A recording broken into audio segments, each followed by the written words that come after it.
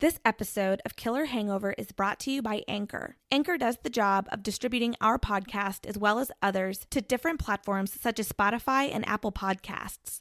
It has everything you need to make a podcast all in one place. The site provides the tools you need to listen, edit, and record all from your phone or computer. Anchor's program is easy to use with great customer support, and the best part is it's free. Download the free Anchor app or go to anchor.fm for more information and get started today. Cheers!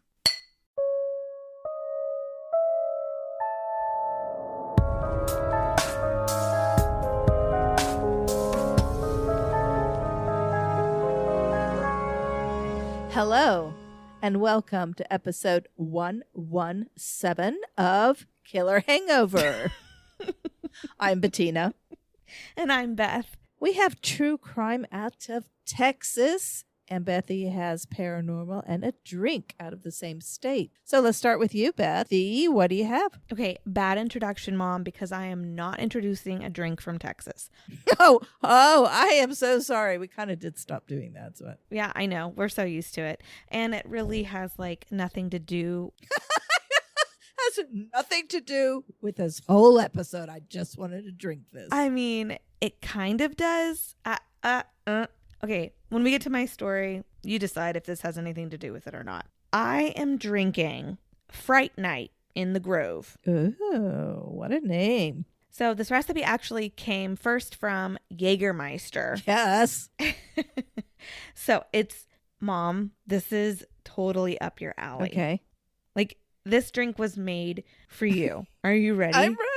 Okay, it's a half ounce of tequila, 2 ounces of Jägermeister, 1 ounce of freshly squeezed grapefruit juice, a half ounce of simple syrup, and a grapefruit slice for garnish, and then a pinch of kosher or sea salt. Really? I'm surprised you're bringing up this drink. Okay, it is divine.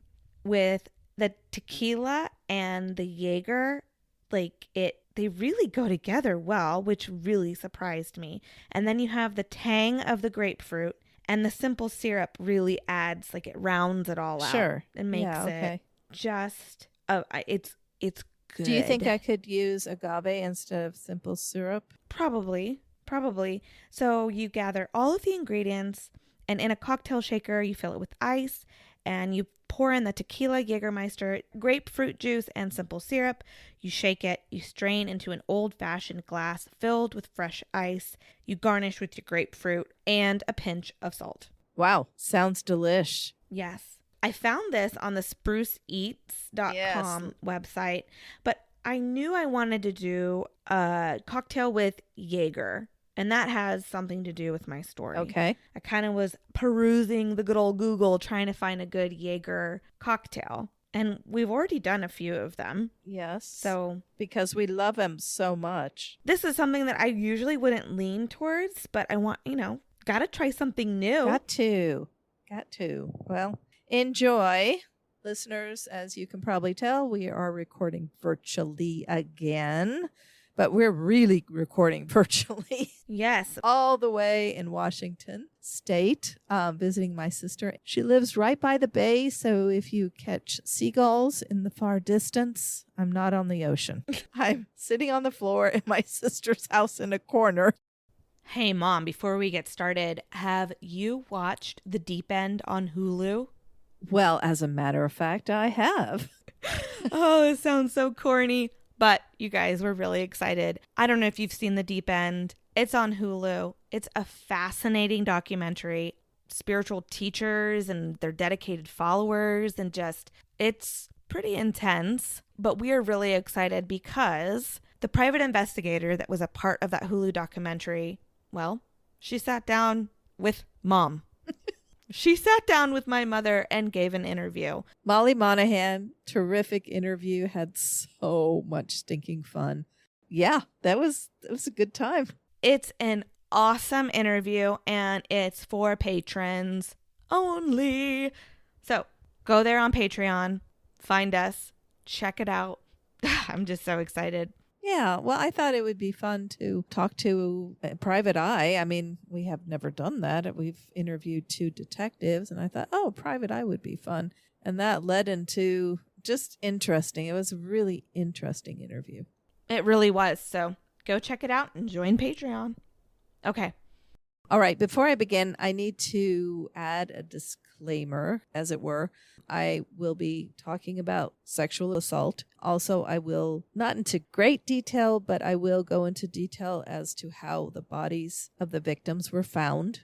So I just want listeners to be aware of that. So I wanted to do justice for the girls in the story I'm going to tell. So the environment is not perfect. I hope that doesn't take away from this, because this is a story that most everybody has heard about if you're in the true crime world, but it has to be told over and over and over again so that we do not forget. Oh, we unfortunately have way too many of those. Yeah. This crime happened about 31 years ago and is still unsolved. I think it's important that people keep bringing this up in podcasts and, true crime shows, because somebody out there, as we have said before, somebody knows something, and somebody's got to step up.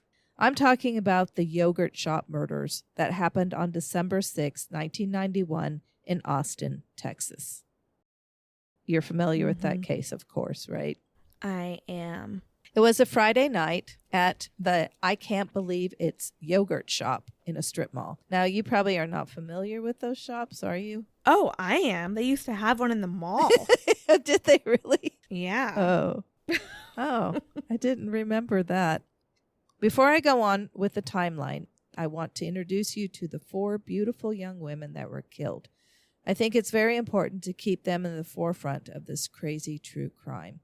We try to advocate for the victims, and I think that in this case, we really need to bring them in the forefront, not the crime itself.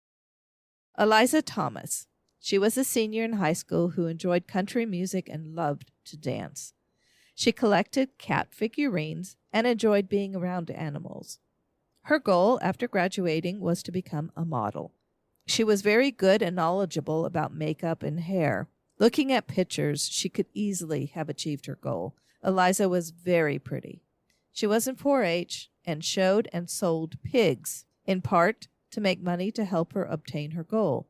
She had recently made enough money to make her first model portfolio. Wow. This was also the reason that she took the closing supervisor position at the yogurt shop. And she took this. Good for her. She took this in February of 1991, so that same year. I apologize for all the noise around me right now. Are you in the middle of a construction site? I feel like, I'm so sorry. She's huddled. I guess that would She's be better. huddled in the corner, balancing me on a pillow. The things we do for this podcast. Oh my gosh. Okay, not to take away from the victims here. No. Jennifer Harbison, also a senior in high school. She and Eliza were good friends. Jennifer was very social. Everyone at the high school knew her.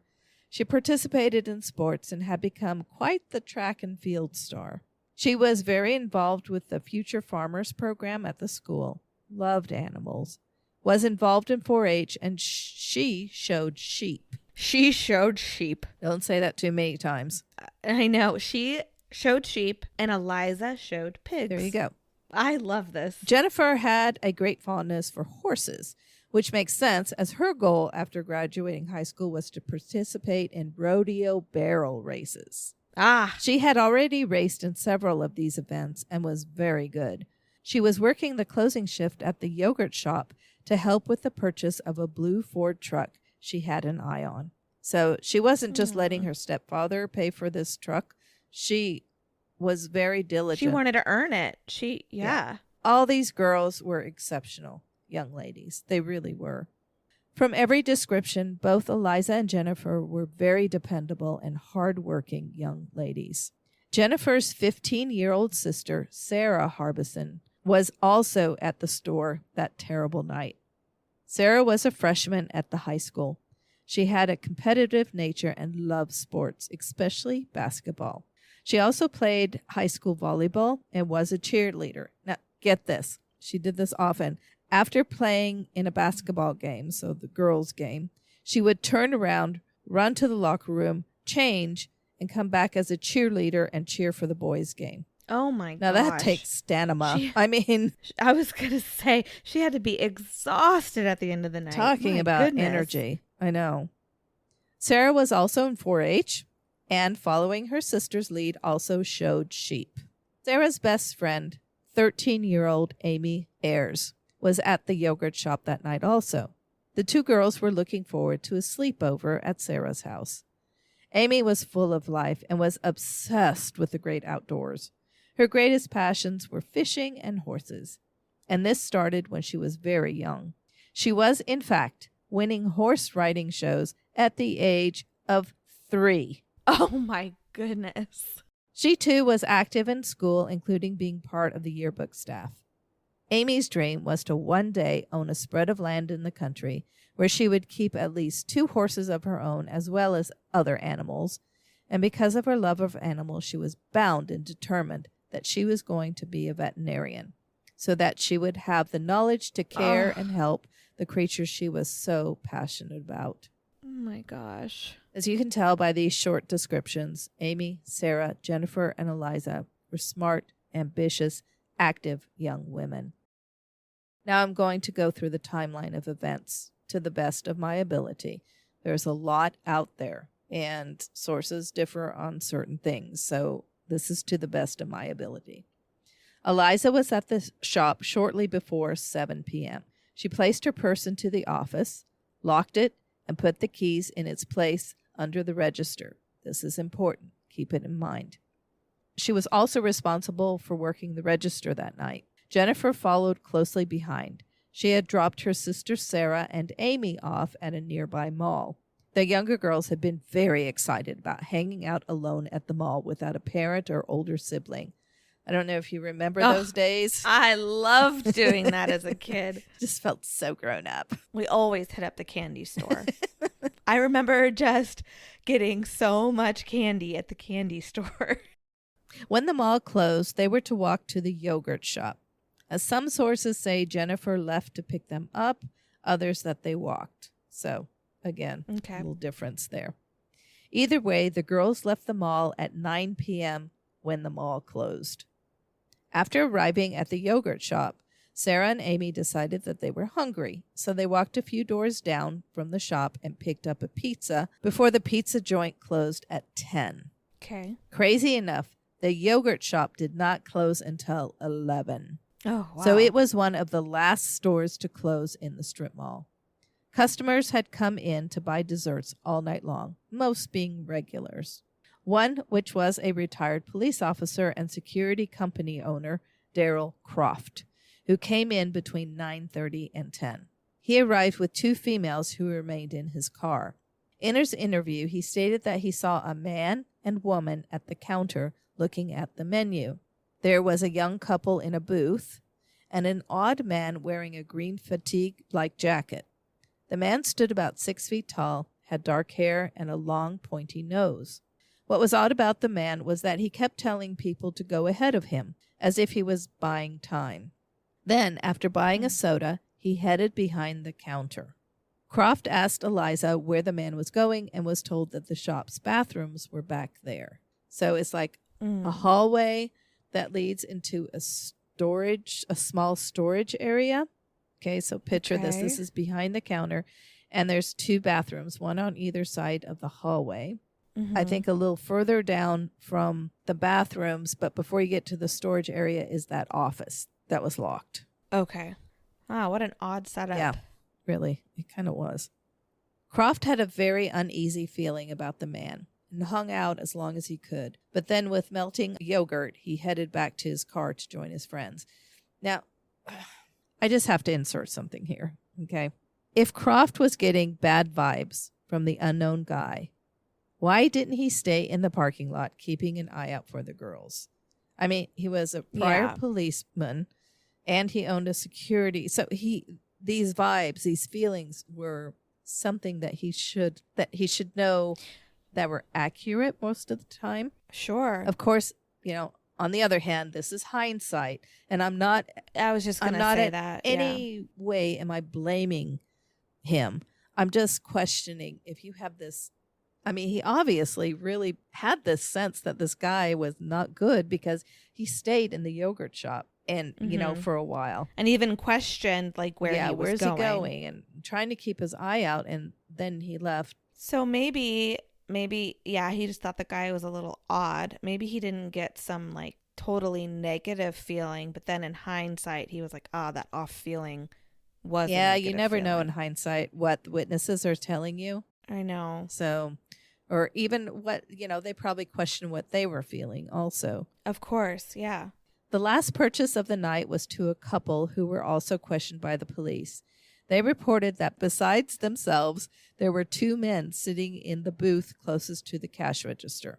The woman said that the men gave her the heebie-jeebies. There was something off about them. There didn't seem to be any food or drinks on the table between the 2. When asked to describe the men, she said the first one was about 5'6" or 5'7", with dirty blonde hair and in his late 20s or early 30s. He wore a large black jacket. The second man was larger, about 6 feet tall, with dark hair and an elongated pointy nose, wearing a green fatigue jacket. Sound familiar? Oh, so it's the same guy. Now he has a buddy with him. Yeah. Maybe that's who he was waiting for when he kept saying, go ahead, go ahead. Yeah. The shop had a precise closing schedule. All the shops, I can't believe it's yogurt shops around the country had this closing schedule. And the girls always followed it to the T. So that Friday night, the girls had already started implementing the closing schedule. At 10:50, the sign was flipped to close to hinder any new customers. The door was locked with the key in the lock on the inside to stop people from coming in and to let people out.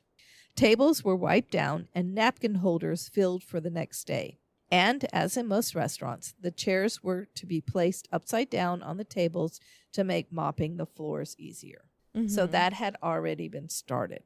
At 11:47, a police officer saw smoke coming from the yogurt shop. He called dispatch, and 11:50, the first fire truck arrived. By 11:57, there were 3 fire trucks and about 50 firemen. The fire was fast burning, and smoke made a thick haze, making it hard to see anything. Detective John Jones heard the call about the fire. Then he received a call. The firemen had found a body. On his way to the scene, he got another call. 3 more bodies had been discovered. When he got to the scene, he described it as a wholesale carnage. There was fire, smoke, and extensive water damage. It was impossible to dust for fingerprints. So, I mean, if you can just imagine what the scene looked like. The fire was so hot. The first body he saw was that of 13-year-old Amy Ayers. She was lying in front of the back room. She had been sexually assaulted, strangled with her own clothes, and shot twice in the back of her head. Walking further into the back of the room, Jones saw 15-year-old Sarah Harbison. She had her hands tied behind her back, her own sock stuffed into her mouth, and her body has sustained extensive burns. 17-year-old Eliza Thomas was found on top of Sarah's body. Her body and face burned beyond recognition.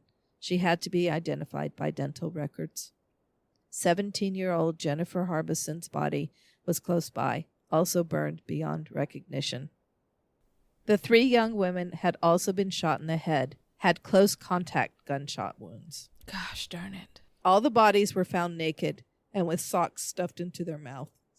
It was discovered that 2 guns had been used, a .22 and a .380 caliber. These have never been located. The bodies in the back room were found face up. Amy's body was found face down. I have to add here that some sources say that 2 of the women were sexually assaulted, and the others say that just Amy sustained the assault. So I am not clear as to how many women were actually assaulted. Amy for sure. Okay. Some weird things about the crime scene. The front door was still locked, and the key was still in the inside of the door. The back door, which was usually locked, was unlocked. Investigators think that the suspects exited through the back door, but were in the shop when the front door was locked. Makes sense. Maybe the two guys.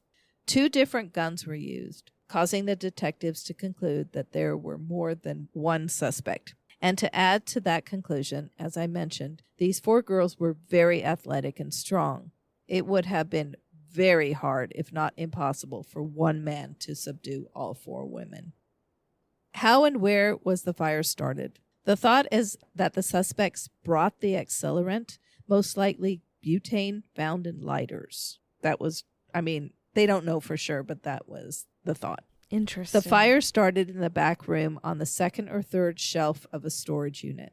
Pictures are very eerie. The items that had been on the shelf were unrecognizable. They were melted.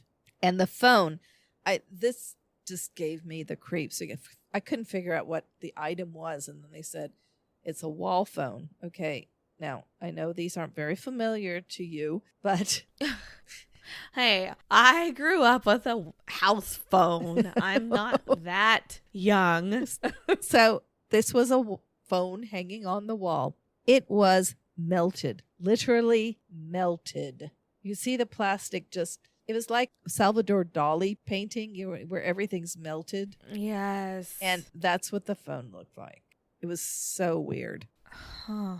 It was just chilling to look at, an example of how hot the fire was. It's also thought that the accelerant was poured on the victims after they were dead and stacked. So they thought that the girls in the back room had been stacked on top of each other. So you said that they sustained some pretty bad burns. Mm-hmm. Were they already dead before? Burns. It was concluded that the women were already dead before they were lit on fire. So basically, the fire was to hide any kind of evidence. Well, it doesn't make it better, but... Okay, so this leads to another oddity. Even though the bodies were not found on top of each other, it's thought that they were initially placed that way. Because Amy's body, now remember, Amy's body is totally separate from the other 3. Right, okay? right. It suggests that somehow the first bullet did not kill her, and she was able to crawl away. Oh, gosh. She was then sexually assaulted, strangled, and shot a second time. Now, this is the scenario that the detectives have come up with. There was also a bruise under her chin. There's no way of knowing whether the 3 other women were hit because of the burns that their bodies sustained. I believe that Amy's body had 1st and 2nd degree burns, and the others were definitely more severe. Was this a robbery? Probably not. Yes, money was taken from the register, estimated to be around $540, but the office was still locked and the key still under the register.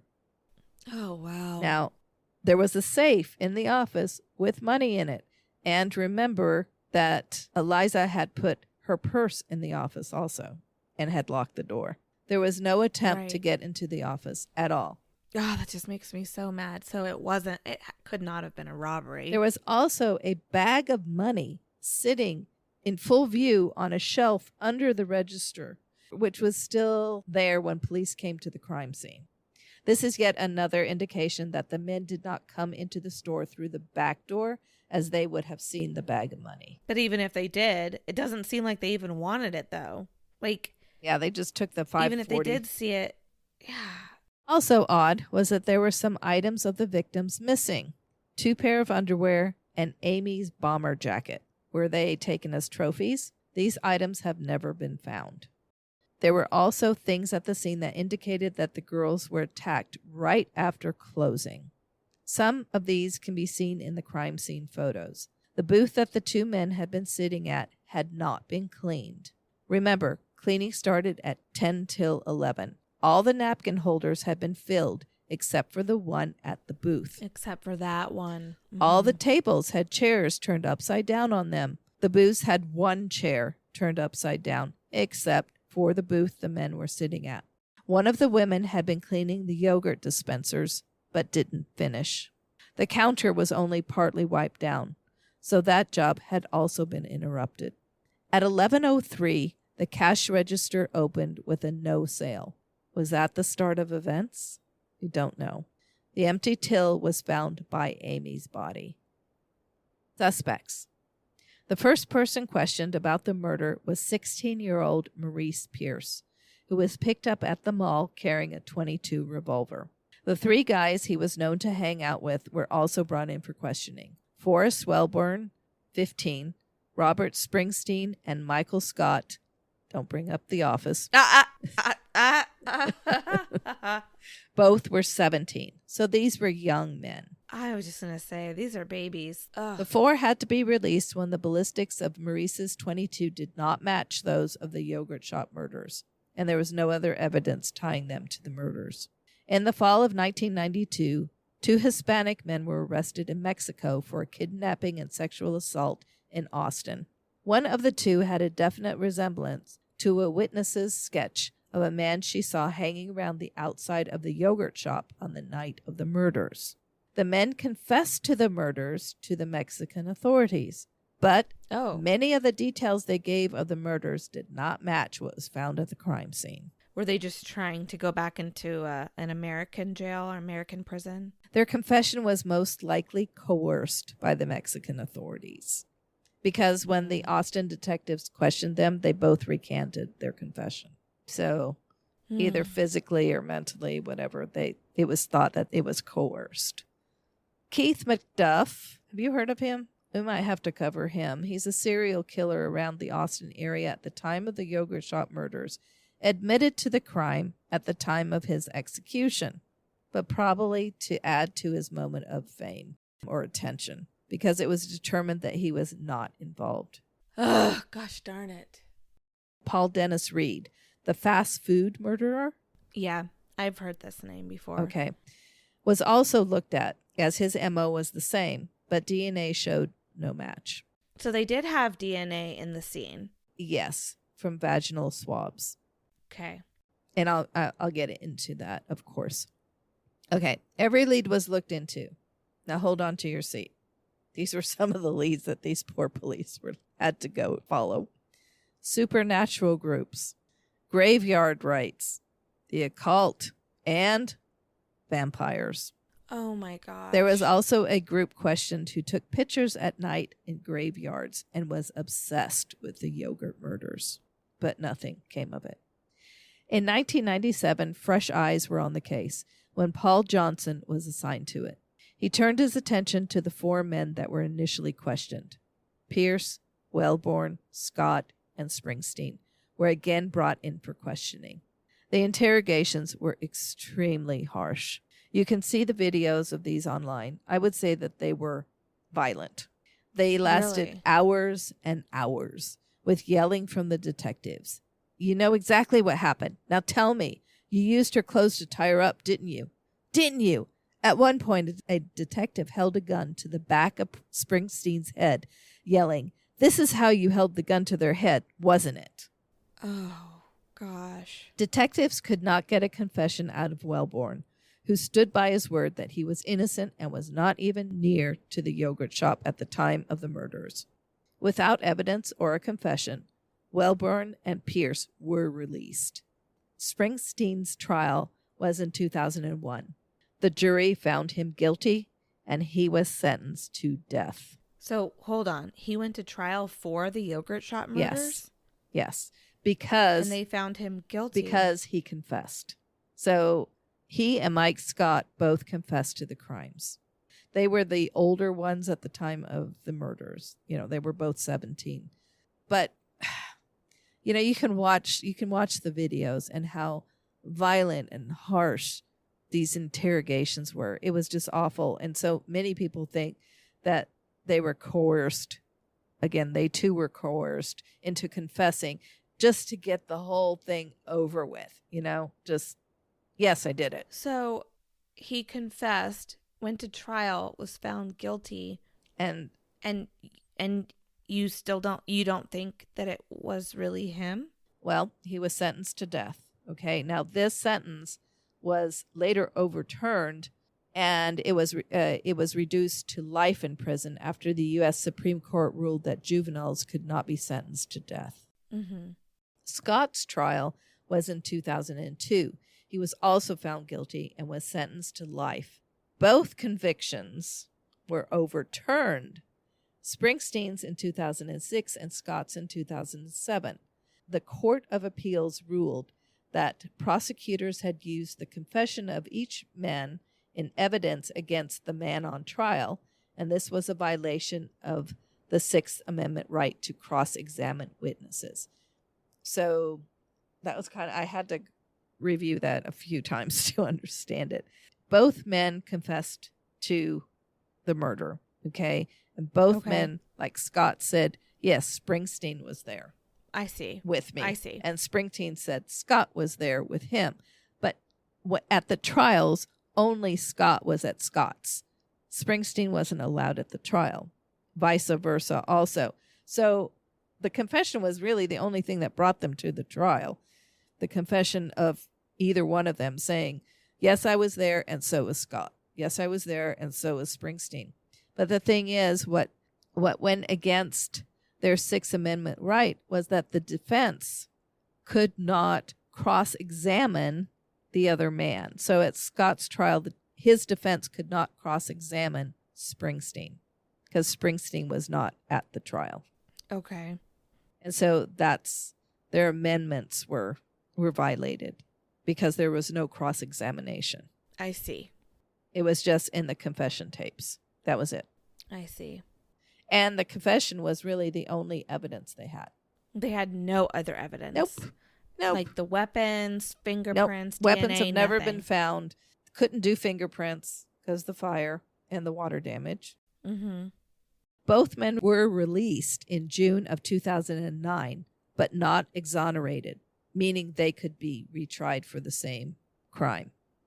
By October, DNA tests were performed on evidence obtained from the victims, none of which matched Scott or Springsteen, nor did they match Wellborn or Pierce.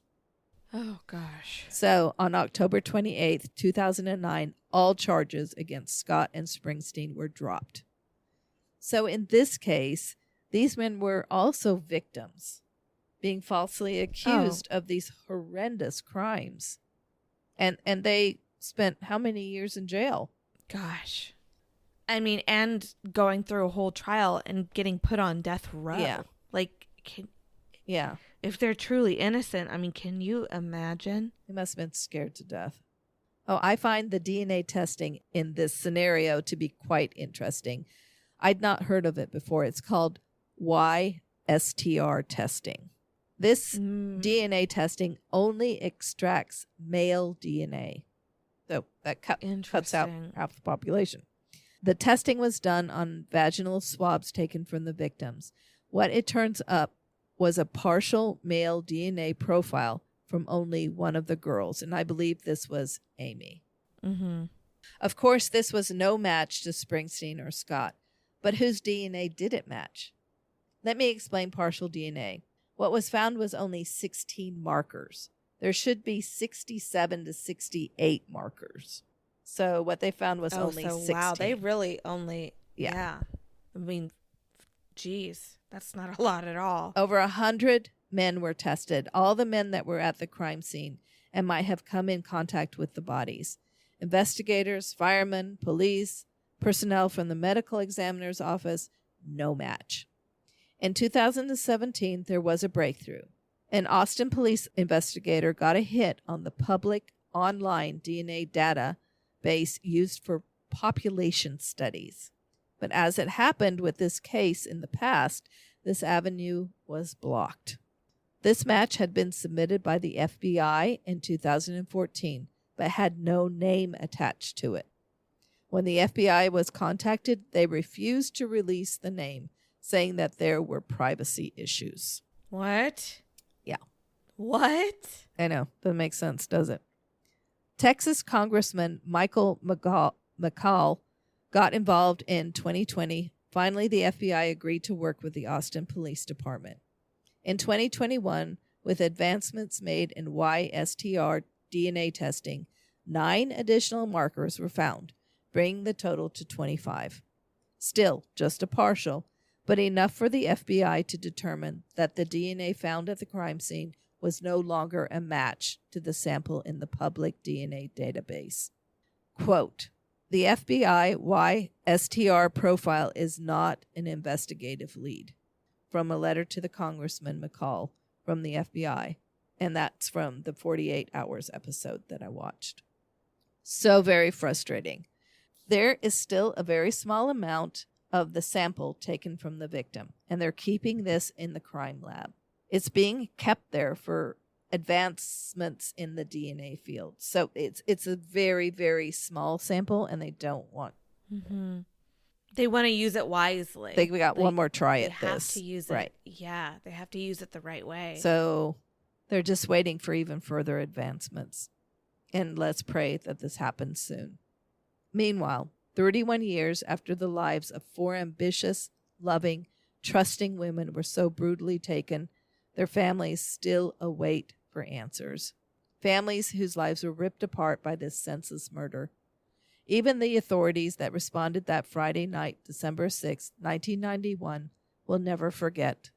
Detective John Jones, the first investigator at the scene, led the investigation into the Yogurt murders for 4 years. He is now retired and sings in the church choir, but stated in the 2021 48 Hours interview that the case, even now, is not far from his mind. Quote, I can still see the inside of that place. That stuff's indelibly burned in my mind.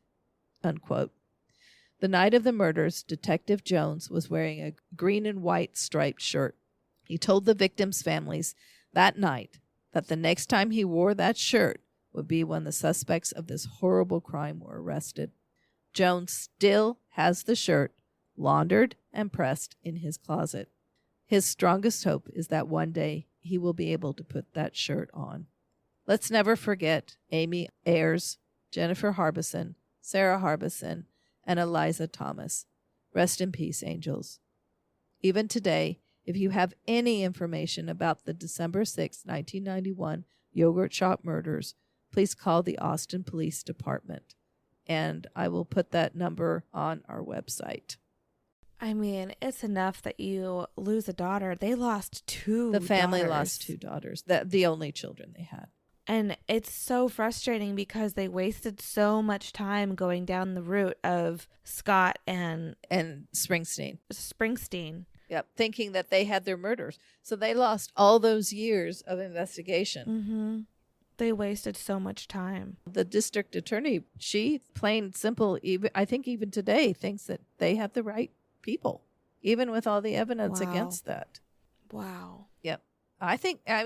And probably anybody can conclude that it was those 2 men that were sitting at the booth. It had to be. Neither one of them being the 4 young teenagers. You know, the group of teenagers was not, they weren't angels, okay? But if anything, they would have maybe stolen money out of the shop. But they would never, this is a group of kids. They would never have killed those 4 girls. So whoever did this robbed the cash register, but they didn't ask for the money in the safe. They didn't ask for any of the money in the back room. Like, it was obviously made to look like it was a robbery, but many think that it had a sexual nature to it. But only one of the 4 girls showed. Maybe it could have been 2, but like I said, sources are kind of out of whack on that one. Ugh, gosh darn it. I know. This one was really, it was so sad to me, but it also made me so mad. My emotions were all over the board on this one. But I'm very happy that I was able to share it with you because these girls, they cannot forget them. We can't forget these girls. Okay. Are you ready? Ugh, I just finished my drink. You really do need to try this. It is really tasty. I want to. Yeah, I've heard the yogurt shop murders several times before, but every time I'm just reminded of just how upsetting this one really was. Yes. Because I feel like, I don't know, I just really feel like this one is a dead end because so much time was wasted and they have so little DNA there to test.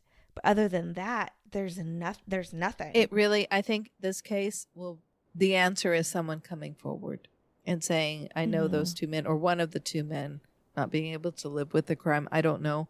Who knows where those two men are right now, though? Are they dead? I mean, nobody seems to know who they were, but I think that's what this case is going to boil down to. Or finding something like the bomber jacket. Right. Or the guns. You know, the guns haven't been found. Ugh, that's a haunting one for sure. Talking about haunting, you've got a haunting one too, huh? You're not going to bring us up. You're going to scare us. Yeah, I know. I wrote this episode up and I texted Mom and I said, Mom, I'm done with my Texas episode and I have the heebie-jeebies. I have chicken bumps after writing this episode up. No. Okay. I honestly don't know where to start with this one. As always, I went to the Google haunted places in Texas. See? And I actually narrowed my search down even more because we haven't covered a haunted house in a while. Unless you count the White House, but I don't know if you can count that one as like a haunted house. So I Googled haunted houses in Texas. Okay. Of course, I had to wade through the haunted houses, you know, the fake ones. Yes. I hate with hanging clowns and scary men that chase you with chainsaws.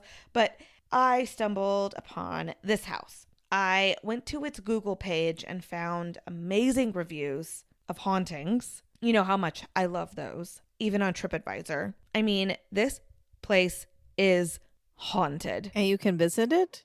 Yes. A lot of reviews were even saying, like, really straightforward, don't bring your kids here. Oh. It's not for kids. This place is legit. It's super haunted. So I'm like, why the heck haven't we covered this? And why have I never heard of this if it's so haunted? Yes. I mean, this place, the stories I was reading, it's crazy. Let's chat about that. The stories are all over the place and they're pretty terrifying. But what I can't get a full grasp on is the history. Okay. The house has not been on Ghost Adventures, but it's been on Portals to Hell, Paranormal Declassified, and Paranormal Files. And there's a few other YouTube videos I found. And although the ghost stories are pretty fluid, like they're all pretty in line with one another, the history, I'm just not sure, Mom. I'm just not sure. Okay. Proceed, darling. Proceed. I mean, okay, just think about every tragedy that you can think of and every bad thing that could happen in a house. Okay. And supposedly that's happened in this house. Oh, good Lord. Okay. And like these stories, and maybe they're true, maybe parts of them are true, like they've been passed down. Maybe they've just been passed down to keep this scary facade of the house.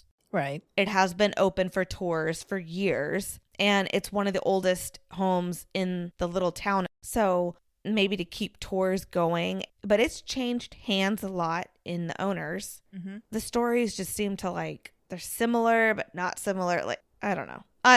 But at the end of the day, it's haunted. Okay. Okay.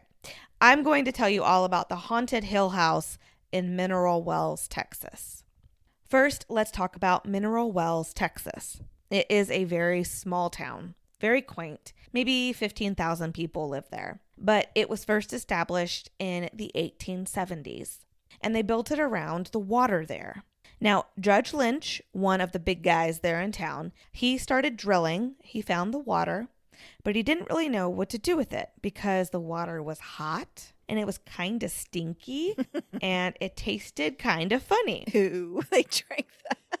He didn't know what to do with this water. Well, a local crazy lady, and yes, that is how she was described, she, I guess, enjoyed the taste of the water because she started to drink it regularly. Now, remember, she was crazy. And after a few days, all of a sudden, she was normal. She was cured. So the town started to call the water Crazy Water. Crazy Water. Okay. Now, maybe you remember Crazy Water from a Ghost Adventures episode. They went to Mineral Wells, Texas, but to investigate the infamous Baker Hotel that is there, not the Haunted Hill House. Okay. I meant to rewatch that episode, but I don't think they mentioned the house in that episode. I don't know. I meant to rewatch it. But I do remember Zach drinking the crazy water because remember they said it tasted like pennies. Zach started like hallucinating and like being all goofy and saying he was like high on the crazy water. I don't remember this at all. Back to my story. Judge Lynch, of course, starts bottling the water and selling this water that he got from his well. And the town starts to kind of grow from this stinky well water that he's selling. Actually, a lot of insane asylums made their home in mineral wells. And doctors would give their patients at the insane asylums this crazy water. The water gave the patients this calming effect, and it actually cured them, people said. Okay. Years later, testing was done on the crazy water, and they found trace amounts of lithium in it. Oh, wow. Which, in case you don't know, it's actually still used to this day in treatments for bipolar disorder and manic episodes. Yes. Now, depending on the toxicity of the lithium, some have the effect of feeling high, which, like Zach Bagans says, he was high on the crazy water. They sell like crazy water 1, crazy water 2, and crazy water 3, and like the higher the number, the higher the lithium essentially that's in it. So they can increase the lithium?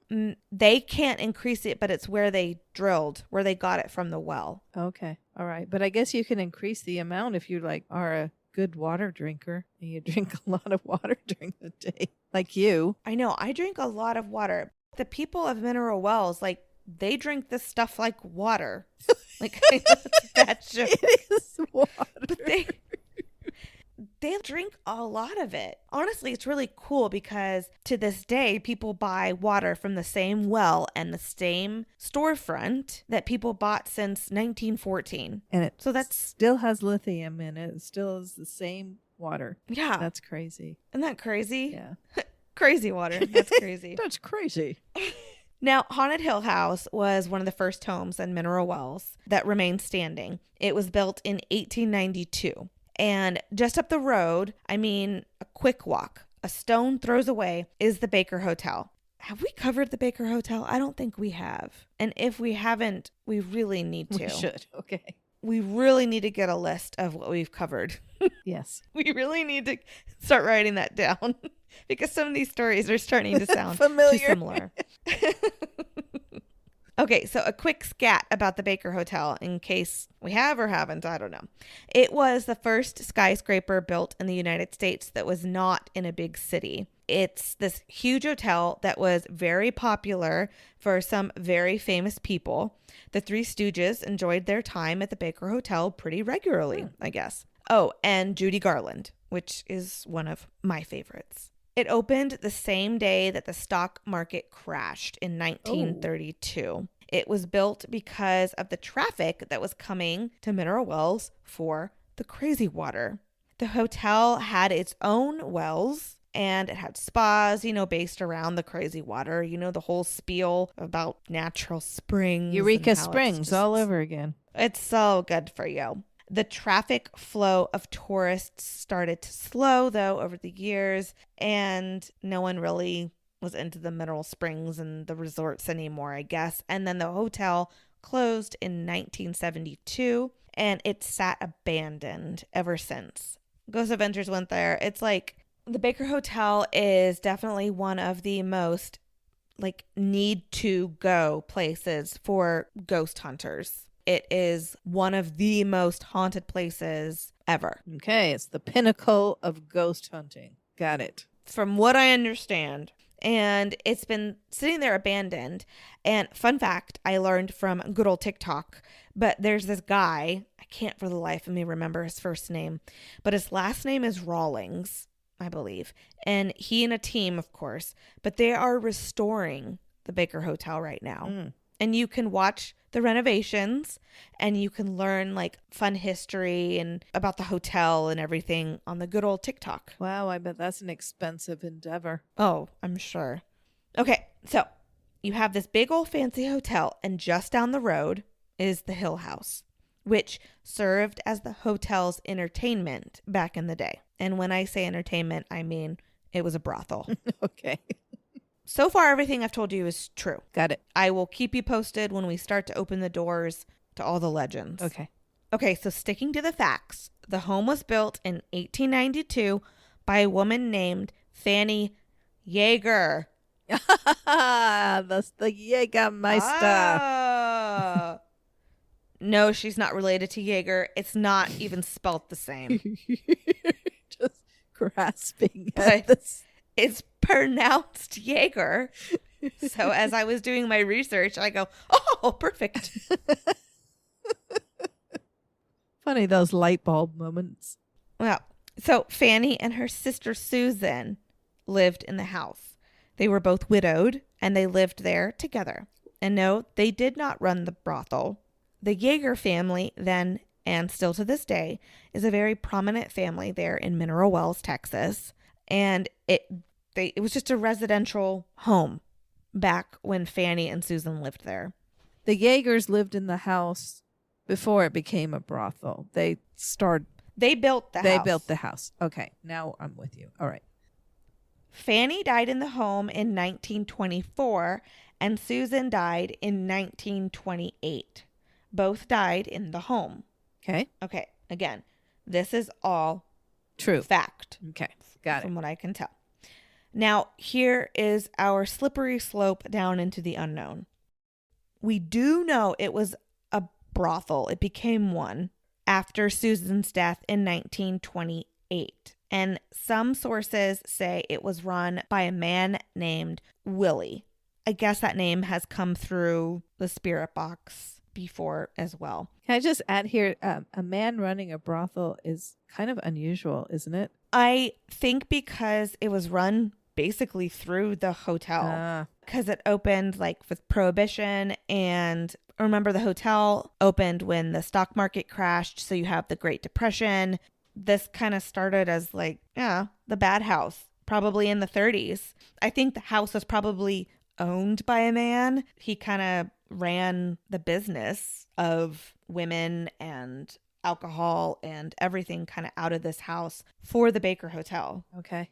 I've always thought of brothels as being run by women. And again, I don't know the legit fact. We know it was run as a brothel. Mm-hmm. And I'm sure if you looked at records, you can see who owned the home. But kind of all of the unknown starts after the sisters died. Gotcha. Okay. And the name Willie has come through on spirit boxes a time or two. So they say that he was the owner of the brothel, or he worked there, or he had something to do with the brothel. I see. Okay. Now, remember how I mentioned that every tragedy or scary thing you could think of has happened in this home? Yes. Are you getting to that? Because that is still in the back of my mind. I'm wondering, good Lord, really? Okay, this is the story that's been told, and this is not proven. Gotcha. But this is the story that's told. So Willie owned the brothel. There's also a woman named Elizabeth, and she was the niece of Willie in some stories, or she was just a prostitute that worked there when it was a brothel. But some stories say that Willie impregnated his niece Elizabeth. She gave birth to a son named Joshua. Joshua was born disfigured. Oh. He had an enlarged skull, and some stories even say that he had webbed fingers and toes. Okay. Joshua, because of his appearance, was hidden away up in the attic of the home and was abused a lot by Willie. One day when Willie was beating Joshua, Elizabeth came in and tried to stop it. She and Willie got into a scuffle on the stairs. Elizabeth was shot with a shotgun. Her blood is still on the stairs to this day, is the story that they tell. Okay. And the gunshot has been heard by many paranormal investigators. Actually, on a video I was watching, the Russell Rush Haunted Tour on YouTube, they did hear a gunshot. Really? And you heard it? You can hear it. Wow. Yeah, it was around 2:30 a.m. in their investigation, and there was what seriously sounded like a gunshot. Ew. Was this a residual from Willie shooting Elizabeth? I don't know, because there is no actual record of an Elizabeth. There is no record of a Willie owning the home. And there's no record of a Joshua. No. And with no record of Elizabeth, there's, of course, no record of Joshua. The stories say that after Willie shot Elizabeth, he went back upstairs and beat Joshua to death. Oh. But again, there's no solid evidence of any of this. Okay. What there is, though, Yes. is a photo of what appears to be a little shadow-like figure, kid size, peeking out from behind the door in the room they call Joshua's room. The figure has a very enlarged, long skull, and the fingers that are holding onto the door frame seem to be webbed. Oh my. I mean, they call it Joshua's room. Many people pick up the name Joshua and they communicate with a Joshua in that room. Interesting. Huh. Oh. So you have the first 2 owners dying in the home. You have the pain and suffering of the women that lived there when it was a brothel, I'm sure. You have this tragic, absolutely horrible story of Joshua and Elizabeth. What else? Well, let's see. The home supposedly was used as a makeshift hospital during the influenza epidemic. So you got people dying from influenza. Okay. A child is said to be buried on the site of the house. There is, in fact, this weird mound where people have dug, and psychics say that the girl is buried there. I guess she went missing, and psychics say she's buried there. So people have dug it up and there's nothing there, though? People have dug, but apparently they have not dug deep enough. So the mound is perpetually there because people keep digging there. Yes. A man fell from the roof of the home while cleaning the chimney, broke his neck, and died on the property. A little 9-year-old girl was hit by a car in front of the house. She stumbled towards the house for help and died on the doorsteps. Oh. A 6-year-old little boy accidentally hung himself from his tree swing and died. The stump is there, marked with a cross etched into it by his parents. Flowers and teddy bears are left there for him. Okay, I have more. Now you see, like, what is true, what is not. Everything tragic you can imagine has happened at this house. Okay. Of course, there was a satanic cult that resided there at a time. Why didn't I think of that? Of course. And I am not against Satanism. I mean, to each their own, you know. But where I draw the line is when their beliefs start to hurt or kill beings. Yes. Especially people. Like, to each their own, practice whatever you wish. But when you have to sacrifice a human being, that's where it's kind of like, I'm sorry, I draw the line at sacrificing a dog or a cat, too. But apparently, this cult, of course, is said to have abused the women and children of the cult. Pentagrams were found etched into the hardwood floors of the upstairs bedroom. So, you see what I mean? There are so many stories, but there's no actual facts. I see what you mean. Did this house ever sit vacant? I don't think so. I think it just went from hand to hand, was rented out, was owned, was rented out. From cult to cult? Okay. Yeah, apparently. So we don't necessarily know the why, but this place is definitely haunted. And the stories have grown and grown over the years with the change of hands and the ownership. I watched, like I said, that YouTube video of the Russell Rush Haunted Tour show. Mm-hmm. He's given a tour and does the investigation with the house owner at the time. And the house owner's name was Phil. And then in another haunted YouTube video I watched, Paranormal Files, the owners were, and I believe they still are to this day, Kathy and Sonny Estes. But like, Kathy and Sonny were giving their interviews and they said, well, the last homeowners left in the middle of the night. They were so scared. And, you know, these past owners told us that they in fact did like Ouija boards and seances and stuff in the upstairs rooms, and they conjured a demon. And but then you're like, okay, but I know Phil lived there before you and he seemed like a really nice guy. He seemed like this really nice old grandpa. So was there like somebody who owned it after Phil and then they sold it to the Esteses? Like, I just don't know where these stories are coming from. That makes a good story, though. The people ahead of us witnessed all this stuff, and they had to move. They got up and left. They had to move in the middle of the night, left all their stuff. And they do tours there. Like, you can do a tour, pay for a tour, pay to stay the night. So they're making money on this place, too. Well, yeah. So the stories better be good. Yeah, it's literally called the Haunted Hill House. It has a plaque and everything. So yeah, like, are the stories just to keep the tours coming? Or I don't know. But according to their stories, one of the homeowners that lived there did Ouija boards regularly. And I guess one of the, I can't remember which, because I watched a lot of paranormal shows on this house. And one of them said that they interviewed a girl who lived in the home. Her family lived in the home. And as a little girl, she and her sister were never allowed to go upstairs because that's where her parents would practice their Satanism. Oh. She knows, in fact, that her parents did do a Ouija board upstairs in what is Joshua's room. She knows that they did Ouija boards and that they did conjure a demon. Really? Yes. So is this house, like, how many bedrooms does this house have? I'm trying to picture it. Well, it's a really old home. Mm-hmm. From what I gathered, there was a bedroom on the main floor and there was maybe 2 bedrooms upstairs. Okay, so it's not a huge house at all. No. Okay. It's not a large house at all. Okay. Not at all, but like, driving up to it, you would drive past this house or look at this house and go, yeah, that house is haunted. Like, it literally looks like a haunted house in the movies. What's so weird is it's a really small town, like I said, and you drive past the funeral home. Yeah. And you're driving down the street, you pass the funeral home on your left, and straight ahead is the Haunted Hill House, like at the edge of the street. Oh. Well, the demon kind of scares me. Did they put the demon back in the portal? No, apparently no. This demon, he's not human.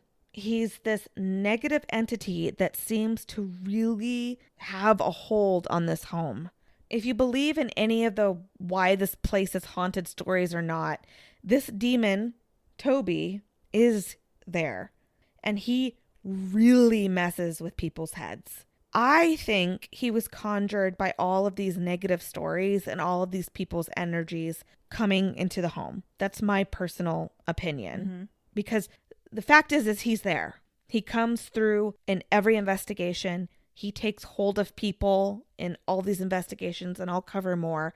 The fact is that this demon is there. And I personally think it's because all of these negative stories, true or not, have fed him time and time and time again. So people are coming with these nervous, scared energies. And I think that has created this entity. So you don't think he was conjured up? Or you think he was conjured up and he remains because he's feeding off of this negative, scared energy? Ouija boards were practiced there. Do I think that somebody came and opened a Ouija board and said, I want to create a demon named Toby? I'm calling forth Toby? I don't know. That could just be one of the stories that's been told. Yeah. But if a portal was opened with a Ouija board, and then you have all of these negative energies in this home and these stories and this fear that all these people have on a constant basis, I think that's created him. He's made up of all of these negative energies. Does that make sense? Like, that's my opinion. Mm-hmm. But his name is Toby. And all the paranormal shows and YouTube videos I watched of people doing investigations, no matter if they were amateurs or if they were like professionals, every single one of them was affected by Toby, or at least one person on their team was affected by Toby. And it was so weird to watch. Like I said, this has not been done on the big shows before. So watching all these amateur YouTube videos who've probably, like, unless you sat down and purposefully were watching just Haunted Hill House videos, mm-hmm. I don't think you'd see the correlation. But they all started to have the same symptoms, I guess you could say. And it wasn't like, okay, I don't know if I'm explaining myself very well, but say they're giving you a ghost tour and they say, and everybody gets really lightheaded in this room. Right. So then during your investigation, you already have that kind of like in your head, well, I'm going to get lightheaded in this room. Right. Right. Gotcha. That was not discussed with Toby. So the symptom that, like on Portals to Hell with Katrina and then Ozzy Osbourne's son, Jack Osbourne. I really like their show. If you haven't watched it, I really, really recommend it. Katrina, she describes it like she felt this negative energy and then she felt like nothing was there. And then she'd feel overwhelmed again and have this feeling of negativity. And then it was gone. And it would keep coming and going. Uh-huh. And so many other people described that too. And I think that's the way that Toby gains control. He's confusing you. Like he surrounds you and then he will dissipate. And so you don't, okay, I feel comfortable again. And then all of a sudden he's there again. And you're like confused and scared. And then you're fine. Nothing. Right. It was really weird to watch because it happened to a lot of people. Interesting. I'm sorry. So then does he eventually remain or does he just keep doing that the whole investigation? So on the Russell Rush investigation, there was a woman there too who was just like totally out of it all of a sudden. She called it a feeling of an impending attack. Oh. And I think that's how Katrina was feeling as well, but I think that puts it into words of like, you feel this negative energy and then all of a sudden it's gone, but you know that it's going to come back. You just don't know when. It's like that scary movie when you know somebody's going to jump out at you. You just don't know when it's going to happen. Like a huge adrenaline. It just, oh. Isn't that scary? Yeah, that's really scary. And it's such a different haunting that I've never read about or like it. I just found that very scary to watch. Mm-hmm. An impending attack. And she was totally on edge and she was very confused about it, just like Katrina was. She said that she felt like she was just swallowed up by darkness. Oh. And she left. She needed to get out of the house. And then she refused to do any more interviews or anything afterwards. She was just done. Yeah. So there is a room there called the Scratch Room because, well, people get scratched. And I think there have been, they said, like over 200 people that have been scratched in that room. Seriously? Yep. And in that room, they heard with their own ears and they picked it up on an EVP of someone saying, "Get out." Did you hear it? Yeah. And someone came in and was kind of like taunting the voice again, like, "Oh, you want me to get out? Like, come on. Seriously? What are you going to do?" And it said, "Get out." Ew. And it did that hissing sound, which is usually a demon. Ugh. There have been EVPs when people ask, "Who are you?" And it responds, "Toby." Clearly. Yep. And they say, "What are you?" And it responds, "Demon." Wow. There are other like little stories that have been passed down from owner to owner. There is this carousel in one of the rooms. The current owners said that it was there from the past owners. And then in the YouTube video that I watched from like 4 or 5 years ago with that Phil guy, I said he looked like a nice grandpa dude. Mm-hmm. He showed the carousel to the people he was giving the tour to and said that it was there from previous owners as well. So this carousel has been in this room for a very long time. It supposedly has something tied to it. It itself is haunted. Ew, that would be spooky if all of a sudden it just starts going. Carousel music. Ugh. Yeah, and like I guess if anybody touches it or tries to move it, things start to happen. Homeowner Phil told this story that I thought was just super creepy. But he said that one day they were cleaning the house and all of a sudden when they were walking down the hall, he discovered the head of an axe in the middle of the hallway on the floor. You would see that, right? They're cleaning the house. They've been there for a while. You would see that. Come across it before that time, yes. Yeah.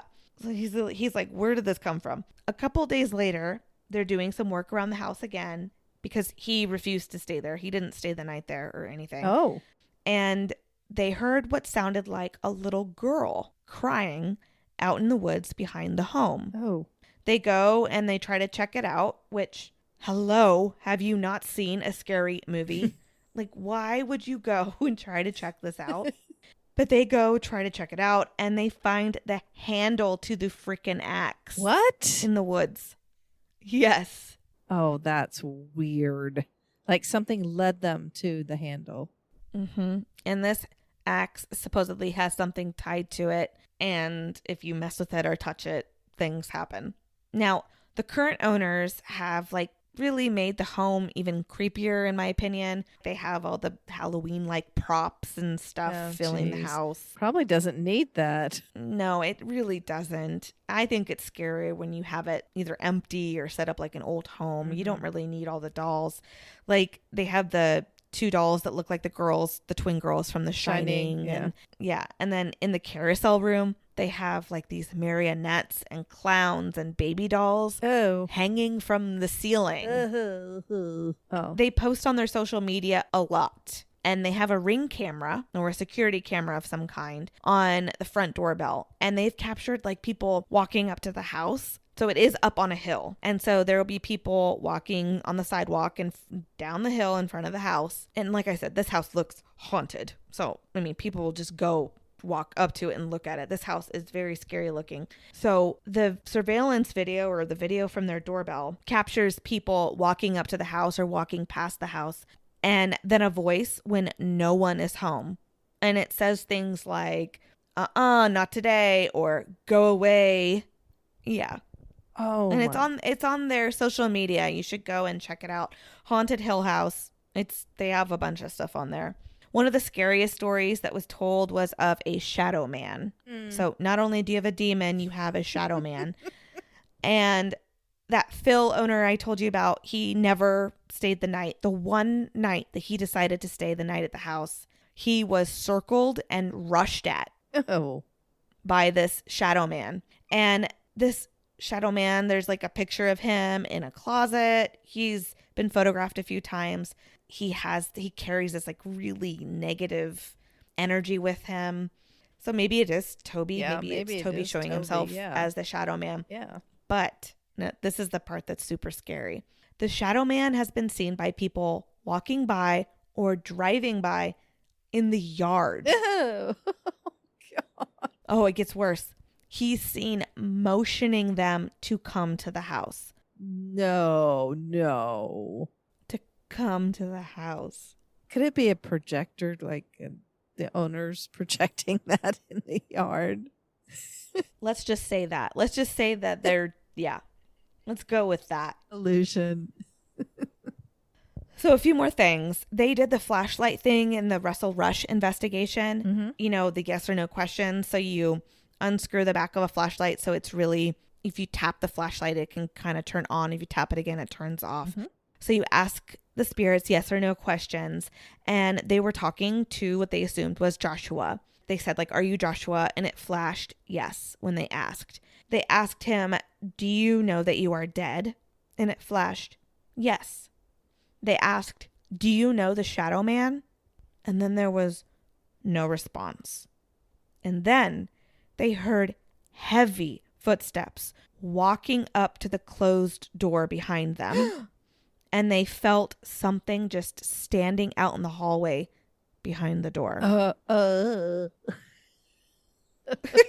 I'm getting the heebie-jeebies, and I'm sitting in a corner. On the same investigation, they were doing a spirit box, and they asked, did you get hurt in the house? And it answered, I did. They asked, do you know where you are? And it responded, heaven. Oh. And they said, did you work at the Baker Hotel? And then there was this I can't even explain it, this large gurgling grumble grrr thing that filled the speakers of the box, and then the box died. What? Just turned off, done, dead. Weird. Done. So again, there's a lot of hearsay in the history of the stories of this home. A lot of legend, I think, but it's definitely a dark place. I mean, all the reviews I've read, like I said, on Google, on Yelp, on TripAdvisor, it's dark. There's a lot of people that say that they've captured the shadow man. They've captured Toby in photos, EVPs. And like I said, maybe the Shadow Man is Toby. Maybe it's the same entity. But there are so many reviews mentioning just how legit haunted this place is. Mm. And there are also a lot of reviews mentioning how welcoming and warm the current owners are. But it's really a dark place. I don't know. Don't bring your kids. Go check it out if you want, but don't bring your kids. And the house itself is very strict, and they will not let you bring a kid in over the age of, like it said, I think it's ages 16 to 18. You need proof that a parent is there with them. Are you kidding me? Bring their birth certificate, I guess. Or their Yeah. driver's license. Yeah. Oh, that is weird. Yeah. So sorry, that was much longer than a normal ghost story that we cover, but Okay. Beth, I don't want to go there.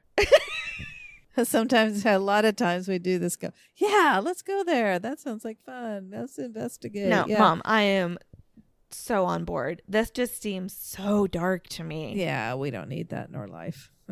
I am all for experiencing supernatural and paranormal stuff, but when you start throwing in the dark entities and Toby is no bueno. No bueno. And that's a no-braino. Okay. Okay. I thought I was the one drinking tonight. I haven't touched alcohol. Oh, but I've been sitting in this corner and it's starting to get to me. I mean, she's squeezed in the corner now. My bum hurts. But seriously, go check out like YouTube if you want to see more videos and check out just what this house looks like. Well, I'll post pictures on our social media, but yeah. And you can go to their website, hauntedhillhouse.com. You can book a stay.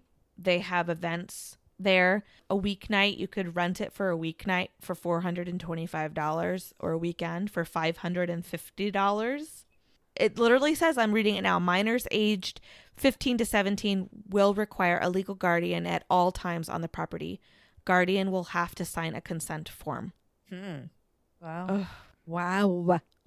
Oh, you can have birthday parties there. You can have a wedding there. They provide a minister, catering, and an overnight stay. Oh, baby. Oh, and for $55 each, you can add on psychic readings, tarot card readings, spiritual massage, or $55 you can add on some pizza. Going with the pizza route. Oh my gosh. Oh. Scary place.